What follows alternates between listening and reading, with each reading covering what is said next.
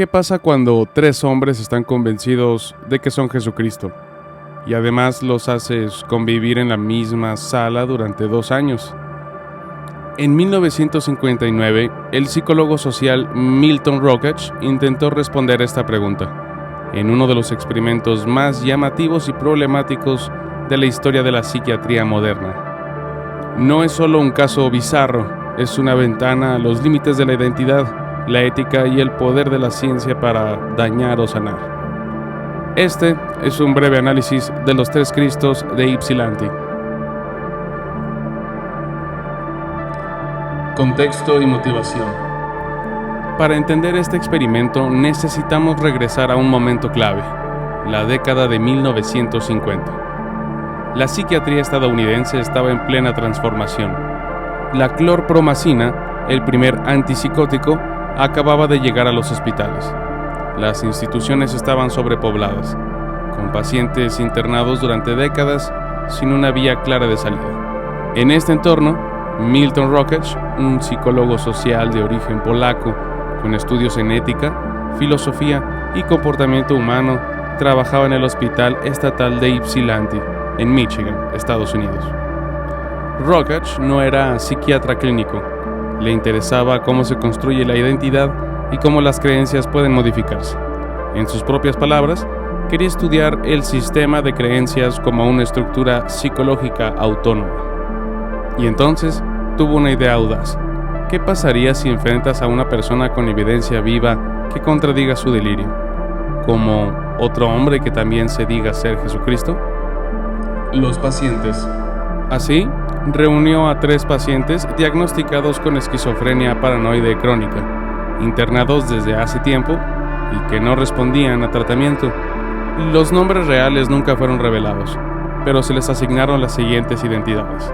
Joseph Castle, canadiense de origen francés, muy culto y con educación formal, aproximadamente 58 años, ex trabajador de una planta, con una fuerte fijación por rituales religiosos y un mundo simbólico personal muy rígido.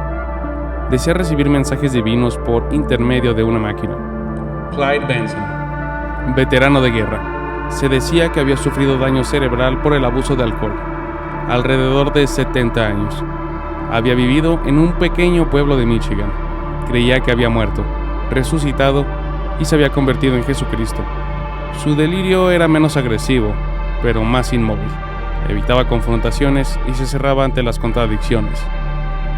León Gabor, hijo de inmigrantes húngaros, de unos 38 años, ex soldado y trabajador administrativo. Tenía un discurso articulado, lógico, incluso persuasivo. Afirmaba ser Jesucristo, Hijo de Dios. Y además afirmaba tener una conexión directa con lo divino. Estaba convencido de que era Jesucristo, pero también que tenía una identidad secreta relacionada con la CIA. Los 3 compartían una cosa. La idea delirante no era metafórica ni simbólica, no era una creencia exagerada, era su realidad. Y durante 2 años, Rockach los hizo convivir en sesiones grupales diarias. El experimento. La hipótesis era que al confrontar a los pacientes con otros que compartieran la misma identidad delirante, su sistema de creencias se vería desestabilizado, que eventualmente podrían cuestionar la validez de su propia narrativa. ¿Qué pasó en realidad? Todo lo contrario. En las primeras sesiones, cada uno negó la identidad de los otros 2. En lugar de cambiar sus ideas, complejizaron sus delirios para adaptarlos al entorno. Cada uno mantenía su identidad y explicaba la existencia de los otros 2 como errores, pruebas divinas o imitaciones maliciosas. Rockach no se detuvo allí. A lo largo del tiempo, intervino activamente en el experimento. Escribía cartas falsas firmadas por figuras religiosas, como Dios o la Virgen María, dirigidos a los pacientes. Les asignaba tareas manipulativas, además de que cambiaba aspectos del entorno para provocar reacciones. Su meta no era tratar, sino provocar disonancia cognitiva. El resultado: aumento del estrés, aislamiento, deterioro emocional. Nunca hubo una cura, ninguno abandonó su identidad. Resultados y críticas.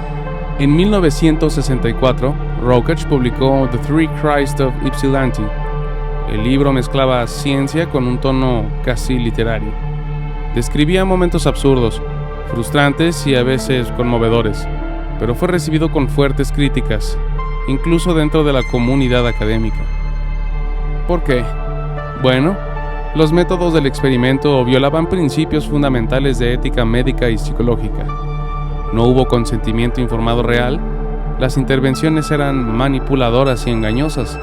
Se priorizó la observación sobre el bienestar de los pacientes. Décadas después, Routledge reconoció sus errores. En una reedición del libro, en 1981, escribió: "Pese a mis buenas intenciones, traté a estas personas como objetos de estudio, no como seres humanos. Vi sus creencias como distorsiones y olvidé que eran, ante todo, creencias humanas". Desde entonces, este caso se utiliza como ejemplo clásico en cursos de bioética, no por sus hallazgos, sino por lo que no se debe hacer en una investigación clínica. Legado y reflexión. Hoy, el caso de los tres Cristos nos recuerda que el poder de la ciencia tiene ciertos límites, que los delirios no se combaten con confrontación directa, sino con acompañamiento, respeto y comprensión profunda del mundo interno del paciente, y que incluso las ideas más irracionales cumplen una función en la psique humana: proteger, sostener o dar sentido. Lo que Routledge no entendió, al menos al principio, fue que el yo humano no es una ecuación lógica, sino un proceso complejo, emocional y muchas veces frágil. Joseph, Clyde y Leon no eran objetos, eran hombres con historias reales, con traumas y con pérdidas, y con una necesidad desesperada de ser vistos, no como Cristos, sino como personas. Lo que pasó en el experimento de los tres Cristos de Ypsilanti es una de esas historias que parecen sacadas de película, pero que en realidad nos deja una lección muy humana. Tres hombres, cada uno convencido de ser Jesucristo, se encontraron cara a cara con otros que decían exactamente ser lo mismo. En lugar de despertar una epifanía y poderlos curar, la situación solo hizo que se encerraran más en sus propias creencias, adaptando sus delirios para encajar a lo inexplicable. Porque cuando alguien tiene el mundo enredado dentro de su cabeza, no basta con ponerlo frente a un espejo, y mucho menos con forzarlo a mirarse.